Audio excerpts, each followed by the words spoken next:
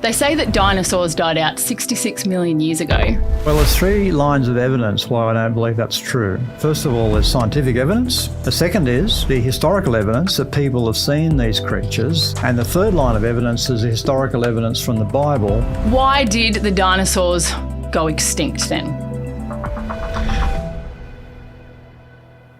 Don, they say that dinosaurs died out 66 million years ago when a meteorite hit the Yucatan Peninsula. But you actually say that that's not true. Can you walk me through that?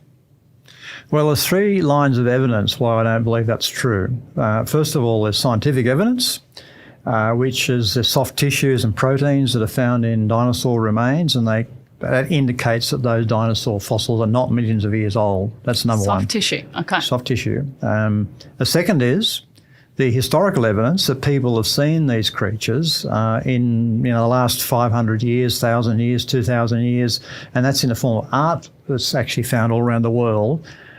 But before 1841, they wouldn't have called them dinosaurs because that's when the word was invented, and I believe they call them dragons in English. And there's words in Chinese and other languages. And so before 1841, they were called dragons. Not all dragons are dinosaurs, but many of them clearly are. And the third line of evidence is the historical evidence from the Bible, which indicates that dinosaurs were not created a long time before mankind, but in fact on the same day of creation week, which is the sixth day of creation week. So Don, if we look at those three evidences in a little bit more detail, the first one being this idea of soft tissue that we're finding in dinosaur fossils. How can that be the case if they're supposed to be 66 million years old? That's a fundamental problem for the millions of years story because proteins and things don't last for millions of years, even under the most ideal conditions. So it's such a problem for the evolutionary story, the millions of years story, that when the first material was published scientifically on the soft tissue and dinosaur bones, the evolutionary establishment came out all guns blazing, trying to shoot it down, claiming that the blood vessels that were found were actually biofilm created by a bacteria that had invaded the bones in recent times. So the fossils have been invaded by bacteria, and the bacteria produced this film which created this stuff that looked like blood vessels, stretchy, soft blood vessels. Okay, so looked like blood vessels but wasn't actually. That was the claim. That was because they recognised that this is a huge problem for their millions of years story, was that these blood vessels would not last soft and stretchy for over 68 million years sort of thing. So Dr. Mary Schweitzer, who was responsible for this original research, then went on to show that this soft material had proteins in it that could only come from a vertebrate, not from bacteria. So bacteria don't produce collagen, for example, which is a protein that's present in vertebrates, animals with backbones, with a skeleton. But she found collagen and other proteins like hemoglobin, for example. Again, bacteria don't produce hemoglobin. So this then became an even bigger problem for the millions of years story because their story about biofilms didn't work. So they're looking for an out to try and, explain how they can be millions of years old and still have these biomaterials, this proteins and things still in them. Now, the interesting, you can do lab experiments with collagen and other proteins, and you can do it at different temperatures, and then you can track how quickly the material breaks down.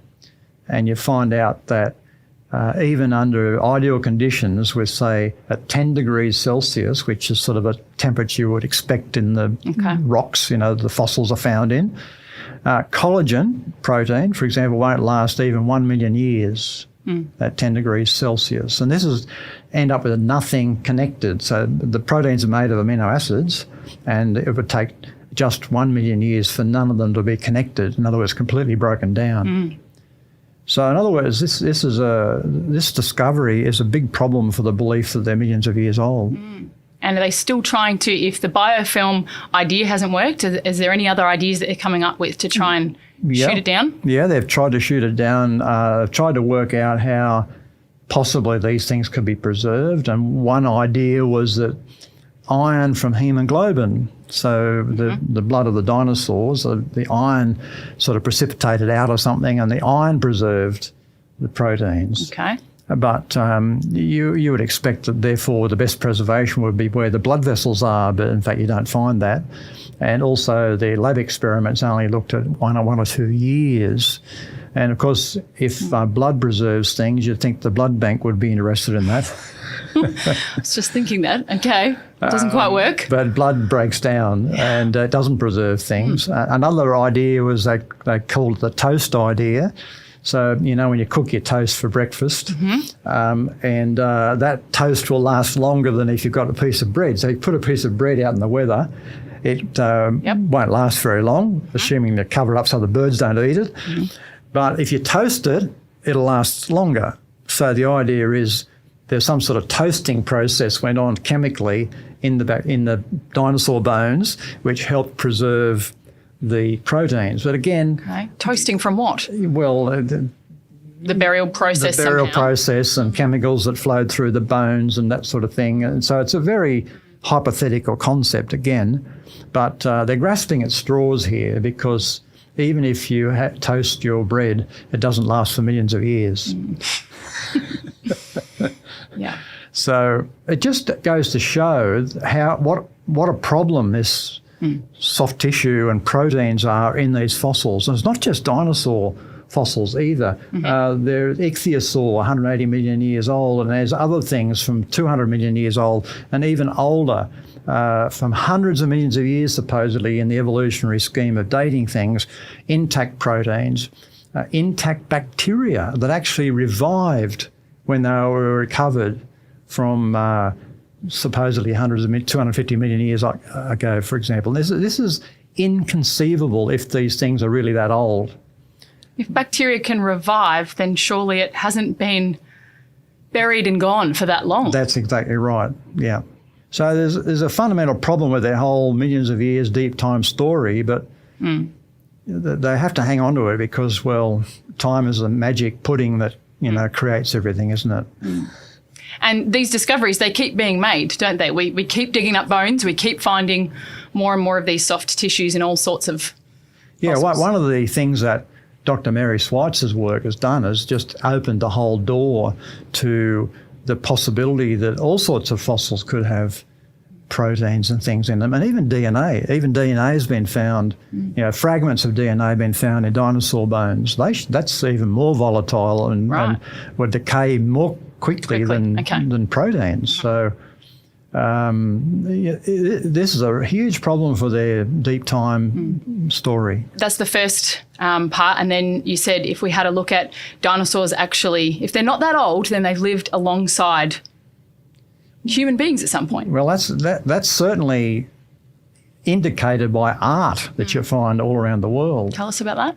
Well, just a couple of examples. In Ta Prohm Temple in Cambodia, and I've actually visited this. Oh, wow. And seen it for myself, but there's a carving on the wall of this temple which is hundreds of years old, predating any modern paleontology studies that could have inspired it, of a creature which has features which are reminiscent of the Stegosaurus, with the plates along the back and so on. Yep.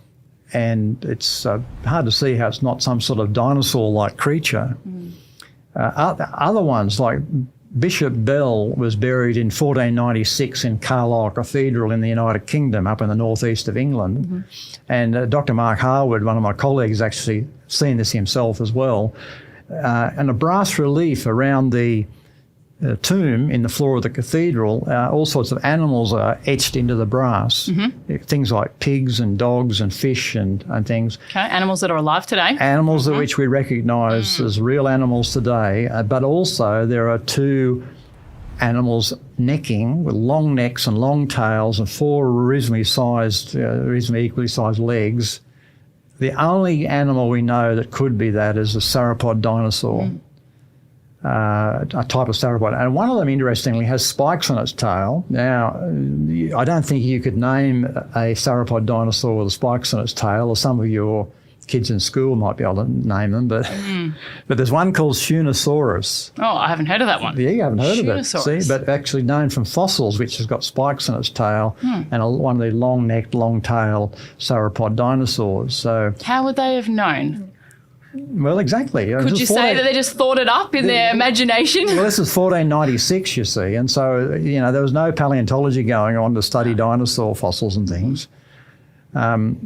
Another one is in Mesopotamia, before Christ, there was a cylinder seal found. Now, a seal was used to roll into wax to produce a seal on the emperor's documents or court, imperial documents, so that by pain of death if you go breaking the seal.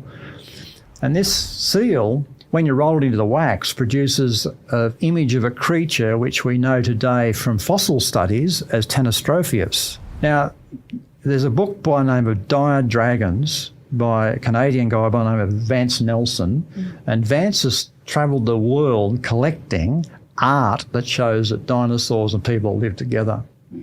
Wow. And Dire Dragons is the name of the book. It's a wonderful collection, and he's been very careful to make sure that the art is genuinely of the era, not some modern sort of copy, So, or forgery, if you like. So this is powerful evidence that people and dinosaurs will live together. So Fred Flintstone cartoons are not far off the mark. Which doesn't always help because, often if you have a chat with the average person, they're going to say, there's no way that they lived at the same time. That's just movies and TV shows. Well, they've been so indoctrinated in the idea that dinosaurs died out tens of millions of years before people came on the scene. And of course, they get it through those movies, Jurassic Park, Jurassic World, and so on. But also, they get it at the museum. My wife and I went to the Queensland Museum yesterday to look at the dinosaur exhibit. And what's the story all the way through is millions of years, indoctrinating all the young people, the kids there are there for their school holidays watching and looking at these displays. And some magnificent displays of the fossils and the creatures, but what's the story that's wrapped into it? Is the story a fact? No, I don't believe it is.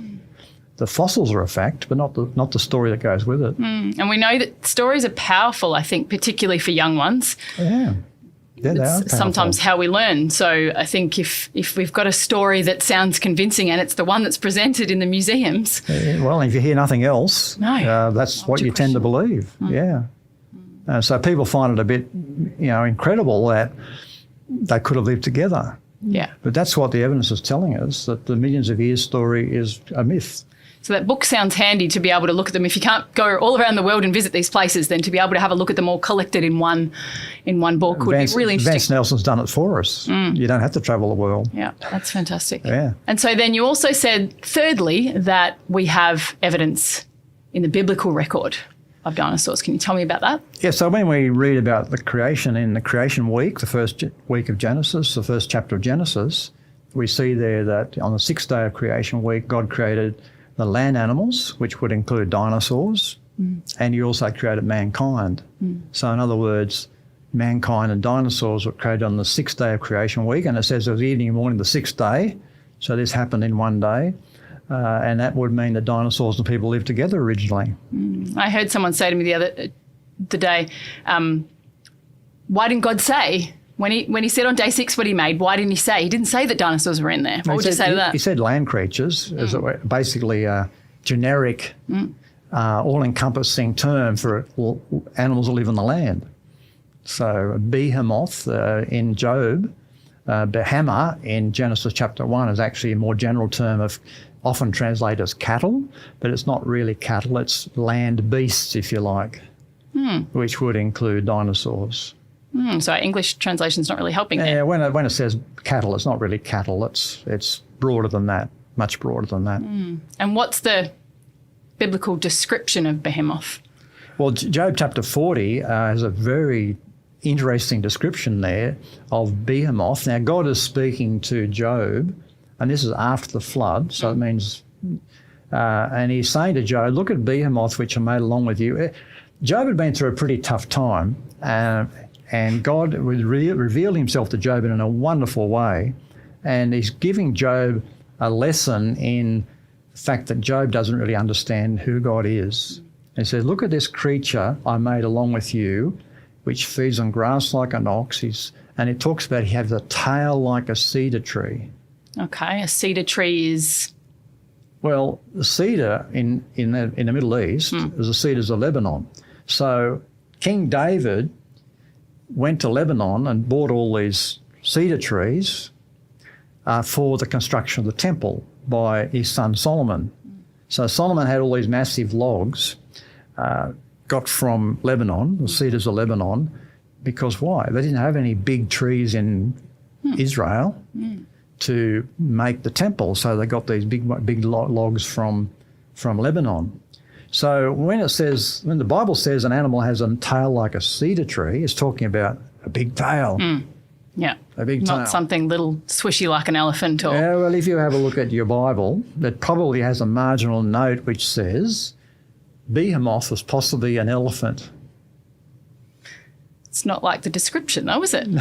Not at all. What sort of tail has an elephant? Yeah. Just a little hangy thing. Hangy thing, not very big at all. So, Is there anything else they say it is, or just an elephant? Possibly a hippopotamus. Okay. And that's not much help either, because it's got a flap sort of thing, like this sort of thing. Yep.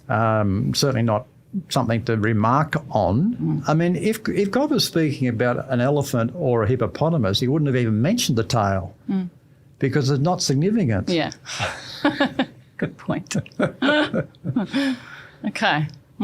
So there's a description there of an animal which we would today say this sounds like a sauropod dinosaur, or like the one I saw at the museum yesterday, a titanosaur. Titanosaur. Wow, they were a massive creature. Okay. Yeah. So God's saying, you're in awe of this creature, be in awe of me who made it. That's what he's saying. So we look at this, wow, how incredible is our Creator? Yeah. That's what should be our response. Yeah. It does seem to be a tendency for human beings to look at what's been created and look at, oh, wow, that's amazing, but to actually turn and look at the person who designed it. Yeah. The being who brought it into being. Yeah. Are there any other references in the Bible to dinosaurs? There's another creature called Leviathan, which follows on from the description of Behemoth, and that sounds like a massive sea creature, a sea monster, if you like. And the description there sounds like something like Sarcosuchus. Sarcosuchus imperator is actually a massive crocodile-like creature that we know from the fossil record. So it could be something like that. But yeah. It's pretty clear that there's... and it's not like God is trying to do something symbolic here with his description, because that just defeats the purpose of why he's saying it. That's right. So you look at this, you see this creature, you know. Yeah. Right. Job knows it. You know about it, and just think about, I made it. So if it's just a sort of a mythological thing, what would be the point? There's no lesson in some mythology. It's only a lesson in something that's real. There's some really good questions around this. I've even met people, I met a lady the other day who didn't actually think that dinosaurs ever existed. And I was shocked. Amazing. To be able to talk through some of this is, I think, just foundational and really important. Do you know, I had somebody in Ohio in the United States who actually said that to me, that I talked about dinosaurs in a church. And a lady came to me and she said, I'm really pleased, really happy that dinosaurs are real. She said, my parents told me that God planted the fossils in the ground to test our faith. That's just awful. Wow. That is just terrible. Yeah. Oh, well, that's why it's just wonderful to be talking about these kinds of things with you. I would love to do something a little bit different now, where I'm going to fire a couple of questions at you and see if you can answer some of them in the space of about a minute. And so I'm going to fire a few at you, and if we want to stop at any point, we'll have a look at those questions in a little bit more detail. But here's the first one. And I love this one because as a teacher, my students will often talk about the Jurassic Park movies. And for me as well, it's personal, because I loved these movies right back from number one. They've changed a lot, but they often define what people believe. Yeah, that's right. Unfortunately. So in these Jurassic Park movies, Velociraptor is a ferocious, intelligent and dangerous predator. My goodness, he's what nightmares are made out of. That's right, yeah. How would humans have lived with that, Don? Yeah. So there's a lot of poetic license in these movies, as there is in most movies. Okay. Velociraptor from the fossils was actually about the size of a large dog breed. Very different. Very different to what shows in the movie. And of course we know nothing about its intelligence from such things as fossils, do we? Oh, of course. Another one in the Fallen Kingdom was the Mosasaurus. Yes. It was several times bigger than reality. Right. Based on fossils. Okay. So this goes to show that there's so much poetic license in these movies. We've got to make it scarier and more engaging and... Well, it makes it entertaining. But it's fiction. Yeah. Okay. Interesting. Love to ask about all the rest of those dinosaurs in those movies. So why did the dinosaurs go extinct then? Well, we weren't there to see what happened, so nobody really knows. And everybody has to speculate. So they're not around today, but why did they become extinct? We don't know. So the asteroid impact idea, which is the one that the go-to for most people, right, it doesn't work because Komodo dragons are supposed to have been here all along with the dinosaurs, and they weren't extincted by the asteroid impact. Okay. Why weren't they wiped out? I mean, you could argue that crocodiles, which are also lived through the whole thing, crocodiles are in the water, so they might have been protected, but Komodo dragons weren't. They were a land creature. Why weren't they wiped out by this? So it doesn't add up. It doesn't add up. And like other extinctions, there's probably a range of things. Climate change after Noah's flood, the shrinking of swamplands because they're probably swamp-dwelling creatures like crocodiles. Genetic decay due to mutations could have contributed. People killing them. We have lots of stories of heroes dispatching dragons, St. George and the Dragon. So a number of different things could have contributed to their demise. Okay. If we just stop for a second and go into that a little bit deeper, I was just wondering, I hear a lot the argument that it was an asteroid. Why has that been the main kind of explanation for their extinction? It might be the main explanation, but it's not the only explanation. There are lots of other theories have come and gone in terms of trying to explain the dinosaur extinction, like, new plants evolved with lack of fibre and the things died of constipation. Okay. Seriously? all of the dinosaurs. The new plants evolved with as addictive alkaloids in them, which they became drug addicts and died of drug addiction. And, because actually the asteroid impact theory doesn't actually account for all the evidence. Right. Okay. So there's a few different theories. It's not just the asteroid hitting that. That's the most popular one. But right. Yeah. So another question that I get a lot from students as well, and even adults, is how did all the dinosaurs fit on the Ark then? Well, we have to ask three questions. One is, how big was the Ark? And how big were the dinosaurs? And how many would have to be on it? And the Ark was a huge boat. A lot of people think that the Ark was some sort of overgrown bathtub from there. You see pictures of that all the time. Pictures of it like that all the time. But it could carry 15,000 tonnes. Also, how many different kinds of dinosaurs were there? Probably 30, no more than 50. I think more like 30. Many of them were smaller. We all think of the big dinosaurs, but Compsognathus, for example, could sit in your shoulder. Tiny little guy. Even the ones that grew to a big size started out small, because even the biggest dinosaur egg's about the size of a football. And God brought the animals to Noah, so he would have brought the juvenile large ones to Noah to put on the Ark. So, you put all that together and it's quite feasible that they were on the Ark. That's really interesting to hear, even your number of 30 to 50, because I think people today will picture, we know there's been so many different species of dinosaurs named. How could they all be on the Ark? But to know, we go back in time, we don't need that many? No, because you look at, say, Apatosaurus and Brachiosaurus, the two that I've looked at carefully, and they're supposed to be different genus, okay? But you look at the skulls and they're almost identical.